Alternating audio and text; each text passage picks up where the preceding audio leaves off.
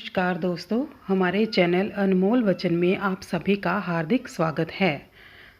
आज हम आपको सुनाने जा रहे हैं अथ श्री बृहस्पतिवार की व्रत कथा। भारतवर्ष में एक प्रतापी और दानी राजा राज्य करता था। वह नित्य गरीबों और ब्राह्मणों की सहायता करता था। ये बात उसकी रानी को अच्छी नहीं लगती थी। वह ना ही गरीबों को दान देती और ना ही भगवान का पूजन करती थी और राजा को भी दान देने से मना करती थी। एक दिन राजा शिकार खेलने वन को गए हुए थे तो रानी महल में अकेली थी। उसी समय बृहस्पति देव साधु वेश में राजा के महल में भिक्षा के लिए गए और भिक्षा मांगी। रानी ने भिक्षा देने से इनकार किया और कहा, हे साधु महाराज, मैं तो दान पुण्य से तंग आ चुकी हूँ। मेरा पति सारा दिन धन लौटाता रहता है। मेरी इच्छा है कि हमारा धन नष्ट हो जाए, फिर ना रहेगा बांस ना बजेगी बांसुरी। साधु ने कहा, देवी तुम तो बड़ी विचित्र हो। धन संतान तो सभी चाहते हैं, पुत्र और लक्ष्मी तो पापी के घर भी होने चाहिए। यदि तुम्हारे पास अधिक धन है तो भूखों को भोजन दो, प्यासों के लिए प्याऊ बनवाओ, मुसाफिरों के लिए धर्मशालाएं खुलवाओ। जो निर्धन अपनी कुंवारी कन्याओं का विवाह नहीं कर सकते उनका विवाह करवा दो। ऐसे और कई काम हैं जिनके करने से तुम्हारा यश लोक परलोक में फैलेगा। परंतु रानी पर उपदेश का कोई प्रभाव ना पड़ा। वह बोली, महाराज आप मुझे कुछ ना समझाएं। मैं ऐसा धन नहीं चाहती जो हर जगह बांटती फिरूं। साधु ने उत्तर दिया, यदि तुम्हारी ऐसी इच्छा है तो तथास्तु। तुम ऐसा करना कि बृहस्पतिवार को घर लीपकर पीली मिट्टी से अपना सिर धोकर स्नान करना, भट्टी चढ़ाकर कपड़े धोना। ऐसा करने से अपना सारा धन नष्ट हो जाएगा। इतना कहकर वह साधु महाराज वहाँ से अलोप हो गए। साधु के अनुसार कई बातों को पूरा करते हुए रानी को केवल 3 बृहस्पतिवार ही बीते थे कि उसकी समस्त धन संपत्ति नष्ट हो गई। भोजन के लिए राजा का परिवार तरसने लगा। तब एक दिन राजा ने रानी से बोला कि हे रानी, तुम यही रहो, मैं दूसरे देश को जाता हूँ, क्योंकि यहाँ पर सभी लोग मुझे जानते हैं, इसलिए मैं कोई छोटा कार्य नहीं कर सकता। ऐसा कहकर राजा परदेश चला गया। वहाँ वह जंगल से लकड़ी काट कर लाता और शहर में बेचता। इस तरह वह अपना जीवन व्यतीत करने लगा। इधर राजा के प्रदेश जाते ही रानी और दासी दुखी रहने लगी। एक बार जब रानी और दासी को 7 दिन तक बिना भोजन के रहना पड़ा तो रानी ने अपनी दासी से कहा, हे दासी, पास ही गांव में मेरी बहन रहती है, वह बड़ी धनवान है। तू उसके पास जा और कुछ ले आ ताकि थोड़ी बहुत गुजर बसर हो जाए। दासी रानी की बहन के पास गई। उस दिन गुरुवार था और रानी की बहन उस समय बृहस्पतिवार की व्रत की कथा सुन रही थी। दासी ने रानी की बहन को अपनी रानी का संदेश दिया, लेकिन रानी की बड़ी बहन ने कोई उत्तर नहीं दिया। जब दासी को रानी की बहन से कोई उत्तर नहीं मिला तो वह बहुत दुखी हुई और उसे क्रोध भी आया। दासी ने वापस आकर रानी को सारी बात बता दी। सुनकर रानी ने अपने भाग्य को कोसा। उधर रानी की बहन ने सोचा कि मेरी बहन की दासी आई थी, परंतु मैं उससे नहीं बोली, इससे वह बहुत दुखी हुई होगी। कथा सुनकर और पूजन समाप्त करके वह अपनी बहन के घर आई और कहने लगी, ए बहन, मैं बृहस्पतिवार का व्रत कर रही थी। तुम्हारी दासी मेरे घर आई थी, परंतु जब तक कथा होती है तब तक ना तो उठते हैं ना ही बोलते हैं, इसलिए मैं नहीं बोली। कहो दासी, क्यों गई थी? रानी बोली, बहन तुमसे क्या छिपाऊं, हमारे घर में खाने तक को अनाज नहीं था। ऐसा कहते कहते रानी की आंखें भर आई। उसने दासी समेत पिछले 7 दिनों से भूखे रहने तक की बात अपनी बहन को विस्तार पूर्वक सुना दी। रानी की बहन बोली, देखो बहन, भगवान बृहस्पति देव सबकी मनोकामना को पूर्ण करते हैं। देखो, शायद तुम्हारे घर में अनाज हो। पहले तो रानी को विश्वास नहीं हुआ, पर बहन के आग्रह करने पर उसने अपनी दासी को अंदर भेजा तो उसे सचमुच अनाज से भरा एक घड़ा मिल गया। ये देखकर दासी को बड़ी हैरानी हुई। दासी रानी से कहने लगी, ए रानी, जब हमको भोजन नहीं मिलता था तो हम व्रत ही तो करते थे, इसलिए क्यों ना इनसे व्रत और कथा की विधि पूछ ली जाए ताकि हम भी व्रत कर सकें। तब रानी ने अपनी बहन से बृहस्पतिवार व्रत के बारे में पूछा। उसकी बहन ने बताया, बृहस्पतिवार के व्रत में चने की दाल और मुनक्का से विष्णु भगवान का केले की जड़ में पूजन करें तथा दीपक जलाएं, व्रत कथा सुने और पीला भोजन ही करें। इससे बृहस्पति देव प्रसन्न होते हैं। व्रत और पूजन विधि बताकर रानी की बहन अपने घर को लौट गई। 7 दिन के बाद जब गुरुवार आया तो रानी और दासी ने व्रत रखा। घुड़साल में जाकर चना और गुड़ ले आई, फिर उससे केले की जड़ तथा विष्णु भगवान का पूजन किया। अब पीला भोजन कहाँ से आए, इस बात को लेकर दोनों बहुत दुखी थी। चूंकि उन्होंने व्रत रखा था, इसलिए बृहस्पति देव उनसे प्रसन्न थे। इसलिए वे एक साधारण व्यक्ति का रूप धारण कर 2 थालों में सुंदर पीला भोजन दासी को दे गए। भोजन पाकर दासी प्रसन्न हुई और फिर रानी के साथ मिलकर भोजन ग्रहण किया। उसके बाद वे सभी गुरुवार को व्रत और पूजन करने लगी। बृहस्पति भगवान की कृपा से उनके पास धन संपत्ति आ गई, परंतु रानी फिर से पहले की तरह आलस्य करने लगी। तब दासी बोली, देखो रानी, तुम पहले भी इस प्रकार आलस्य करती थी। तुम्हें धन रखने में कष्ट होता था, इस कारण सभी धन नष्ट हो गया, और अब जब भगवान बृहस्पति की कृपा से धन मिला है तो तुम्हें फिर से आलस्य होता है।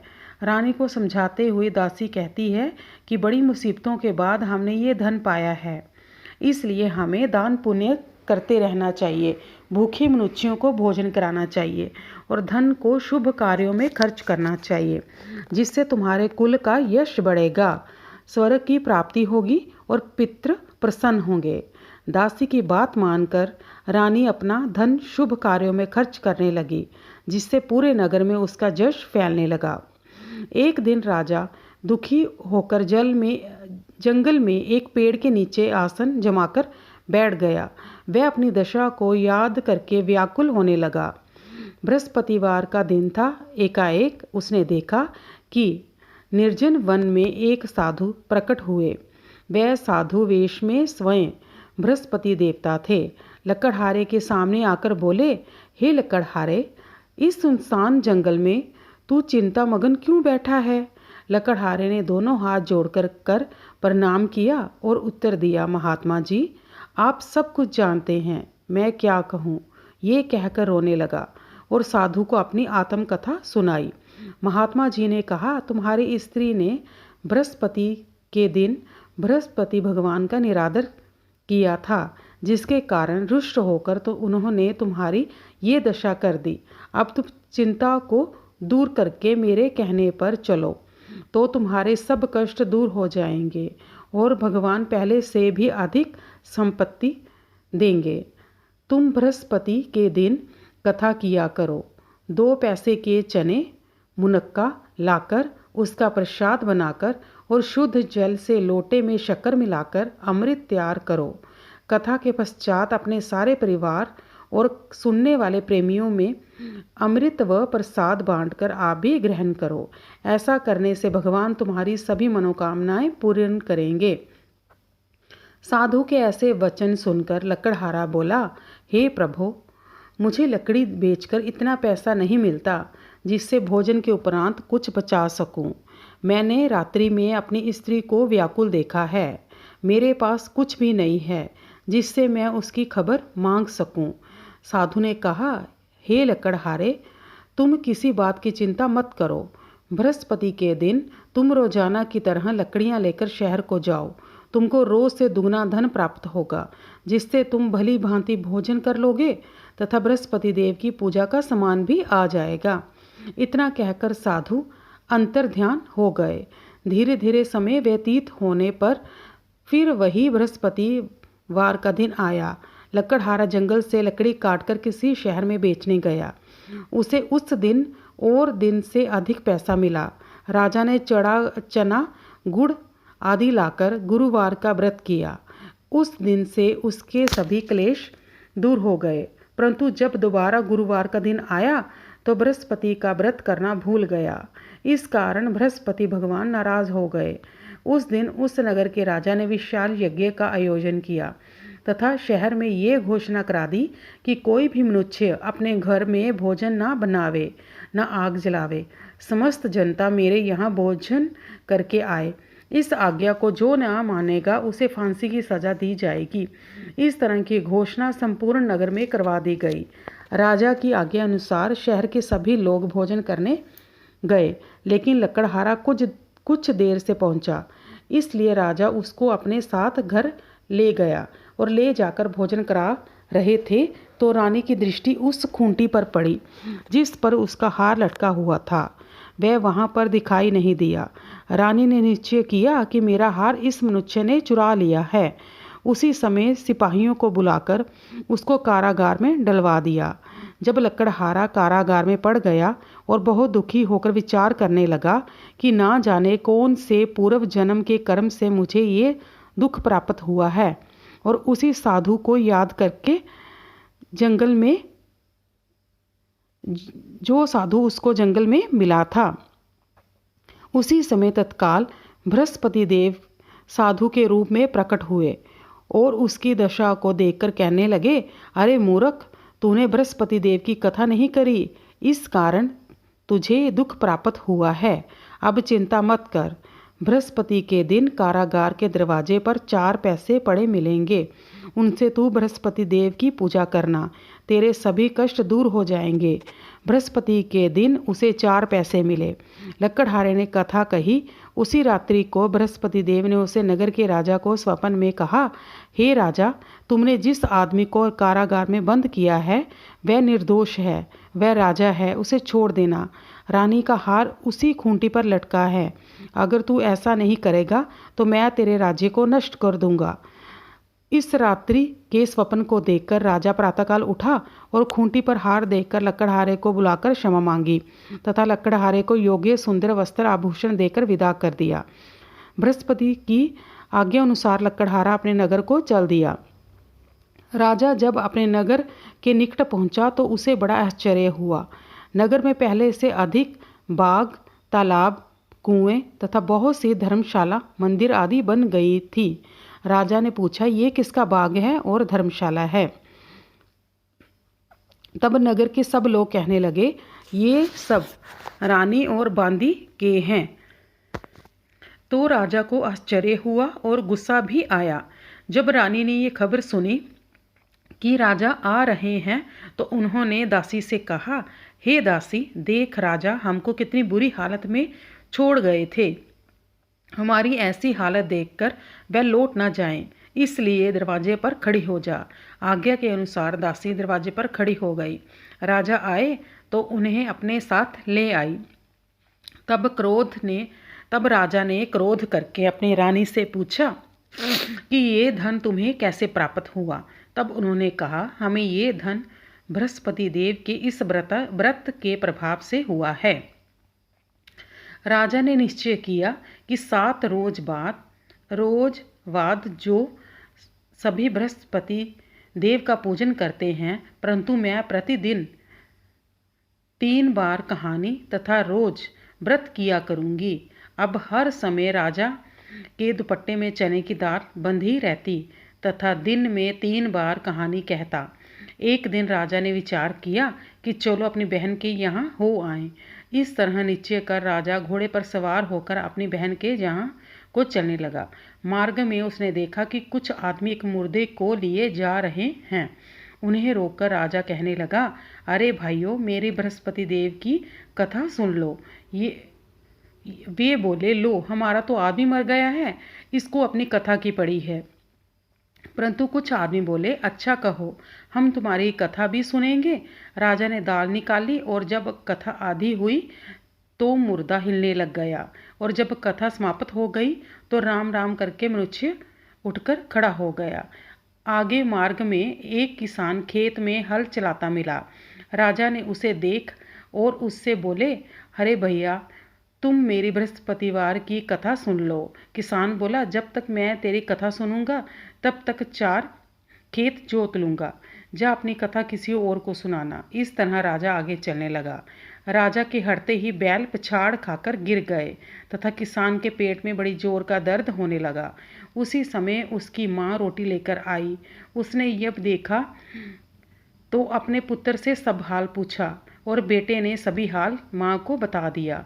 तो बुढ़िया दौड़ी दौड़ी उस घुड़सवार के पास गई और उससे बोली कि मैं तेरी कथा सुनूंगी, तू अपनी कथा मेरे खेत में चलकर ही सुनाना। राजा ने बुढ़िया के खेत पर जाकर कथा कही, जिसके सुनते ही वह बैल उठ खड़े हुए तथा किसान के पेट का दर्द भी बंद हो गया। राजा अपनी बहन के घर पहुंचा। बहन ने भाई की खूब मेहमान नवाजी की। दूसरे रोज प्रातःकाल राजा जगा तो वह देखने लगा कि सब लोग भोजन कर रहे हैं।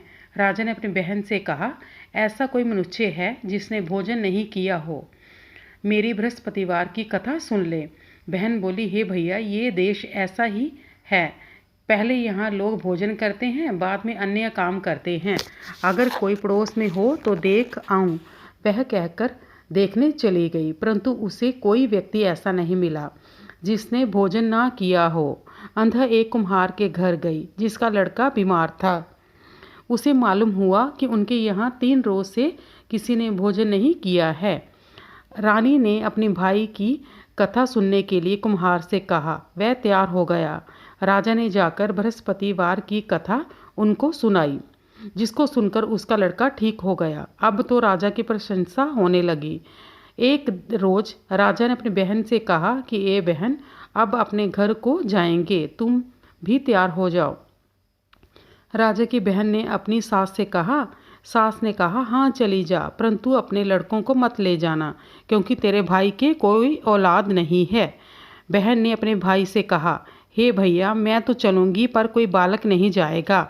राजा बोला, जब कोई बालक नहीं चलेगा तो तुम ही जाकर क्या करोगी। बड़े दुखी मन से राजा अपने घर को लौट आया।